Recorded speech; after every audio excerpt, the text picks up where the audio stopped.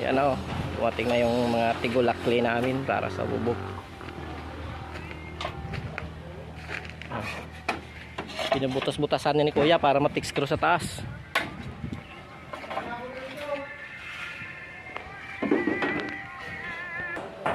Yan yung aming living area. Malawak ito. Tsaka yung magiging kitchen namin. Doon laundry. Yan na tatlong bedroom with comfort room. Yan aming laundry area. May nakaabang na hot and cold. Ito yung ilalim ng namin, parking. Gawing master bedroom ito ngayon.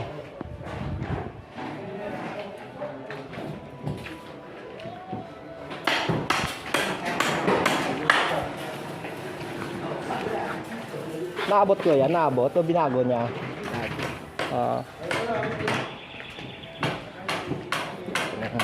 Labas ng harapan ng bahay namin dito sa Eagle Ridge.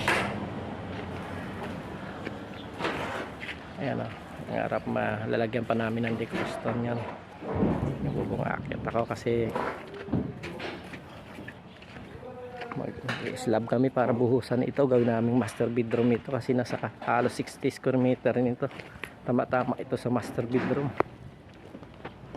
Ayan si Kuya, mainit to. Mainit talagang panahon, mainit pa yung apelido.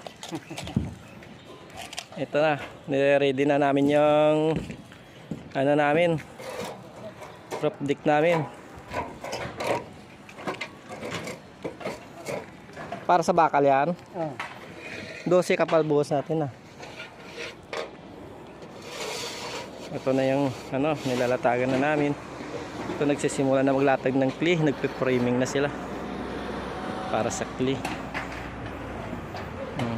First layer namin local ng yero lang para walang tulo. Mas maigit pa sa plywood Sige guys, kita-kits tayo next. Thank you.